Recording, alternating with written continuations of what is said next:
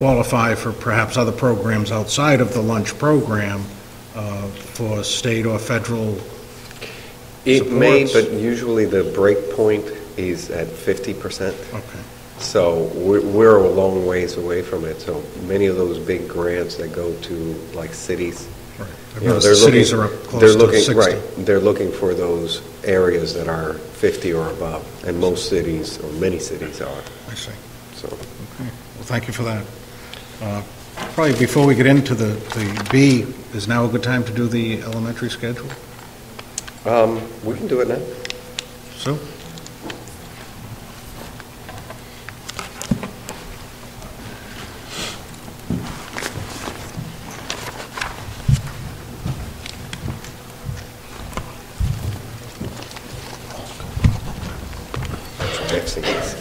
Close your eyes. Save a couple for me. I can't.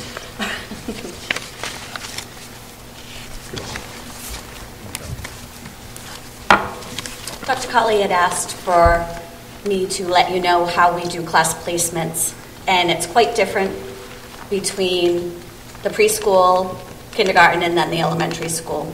So I figured I would just go through starting with preschool.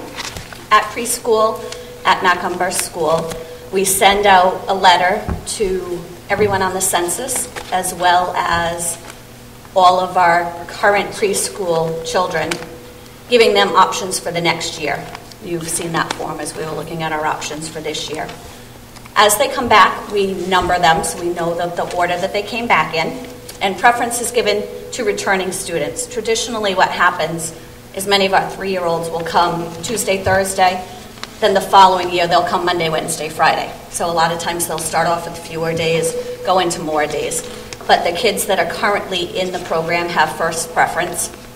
And then from there we go by our numbered order with people's first choices. If they can't get their first choice, we call and offer them their second choice. Judy Oliveira is a saint during this time because she's juggling and keeping lists and trying to figure out and give everybody what they want within that. So the spots are filled with an order. Parents are all notified of the choice that they received. We create a waiting list, and that waiting list definitely does move throughout the summer. Parents will change their mind and want full day or want more time. So we are a lot of times able to give people what they want on their waiting list. And then we wait until sometime in the summer, and anyone that does not live in Westport, then they can enroll their children. So if there's a child in Dartmouth or a child in Fall River or a child in Somerset that wants to come, the parents want them to come to our preschool. After we feel relatively safe that we've accommodated the parents in Westport, we will open it up to accommodate them. For kindergarten placement, all kindergarten children participate in a kindergarten screening. If they're preschoolers, the preschool teachers screen the children. They screen each other's students as opposed to screening their own children.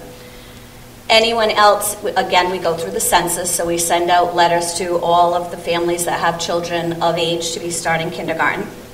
Then we ask our preschool teachers to fill out, it actually ends up being a little sticky note with information and data on each child. We'll put up lists around the room, a big chart paper, and we create 5 lists or 6 lists or however many teachers we happen to have that year. The goal is to make them as equitable as possible. The making up the list, the last note on this page, is that it's the administrators, the school adjustment counselor, and the teachers that meet to create the lists, making them as equitable as possible. Special education students and ELL students are placed according to their need. One of our kindergarten classes is identified as an ELL classroom. All of our kindergarten classes are inclusive so that children with special needs and without special needs are part of those classrooms. One of our classrooms is a little bit more restrictive of an environment, if you want to word it that way, in that we have a full-time paraprofessional or teacher assistant in one of those classrooms to provide a little bit more support for children that might need it. We group our preschool students with a couple of kids from their preschool class going into the kindergarten class. We also, with our new students, if we know that they came from Westport Country Day or they came from Cottamook, We get that information at the screening, and we'll place a couple of kids together as well. So if they know other children, the goal is to place them with other children that they know. And the final slide on this one, the final point on this one, is that if we have twins or triplets or same age siblings, I called them multiples, but Dr. Colley didn't understand my multiples, so I changed it to explain it better. We ask parents if they want to keep them together, if they want to separate them. I really think that that's kind of a family choice. We'll give input as the kids go up in age if we feel strongly one way or another, but we do give preference in that way. The schedule is determined based on the number of classrooms we have.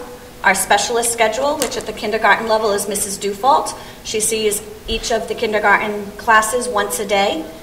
We also need to look at our recess time and our lunch time, as well as our program of study. So once all of that is in place, we determine the schedule. There's little tiny changes from year to year. The teachers will kind of throw in a hat and decide who gets the first specialist, who gets the last specialist.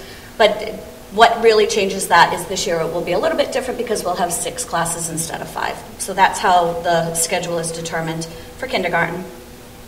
At the elementary school, very similar to kindergarten, the teachers complete an informational form. Mr. Simonello had started this, and I actually continued it at Macomber, and will continue it again this year at the elementary school. The administrators, the counselors, and the teachers, we will meet to create equitable class lists based on the best environment for each child, looking at children individually. Again, special education students and ELL students are placed according to need in the programs that we have. We, again, place children with several children from the class this year going into a class for next year. It is never my intention for it to be that best friends travel together. It's that they know a couple of kids from one class going to another class, just to aid in that transition. And again, we look for input from families about multiple children. At the elementary school, this year we have about 550 students, so it is a lot more difficult creating the schedule than it is at Macomber with only kindergarten. But again, we look at the number of classrooms. That determines our specialist schedule, how many openings we need. When we went from 5 third grades to 6 third grades this year, it really changed our schedule. So changing one thing really changes a lot. We also have to look into the recess times and the lunch times, as well as the program of study and how much time they need for each area of study. So that's how the schedule is determined. We are in the middle of doing it for next year, looking at the different programs that we need to fit in and chunks of time for ELA, chunks of time of math, to try to have it be as little interruption as possible so the teachers have longer chunks of time to teach. For middle school, the teachers again fill an informational form for us on their current students. Administrators, counselors, and teachers again meet to create equitable classes based on the programs that are available at the middle school. We've had several meetings already this year that have included the superintendent, the assistant superintendent, the special education director, myself, the assistant superintendent, and I also met with all 6 of the 4th grade teachers. Then meetings have taken place with Mr. Simonello with the same group, really looking at the needs of this particular group of 4th grade students, as we will do next year as well, in determining what's best and what kind of placements we need for next year. And again, the goal is to place children with several children that are in their current class so that they have a couple of familiar faces to start the year with. Well, I think we'll hold questions so long it is the end, I That is the suppose. end. Okay. I'm sorry? He has a question, but I wanted to make sure you were I am. finished. Okay. 2 quick questions for you, Ms. Sorry. Wilkinson. Out-of-district students returning, do they, you said they're the last choice after all the kids get placed. Mm-hmm.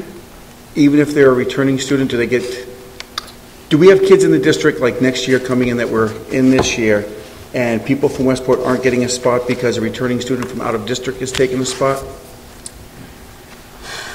Would they still get preference on that? My gut feeling is to say yes, but I'm not absolutely sure. I would need to pass that by. I'd need to check with my executive secretary and see. Ms. Pacetto, do you know with that? They have to wait again? They still wait again? They don't automatically get preference? Okay.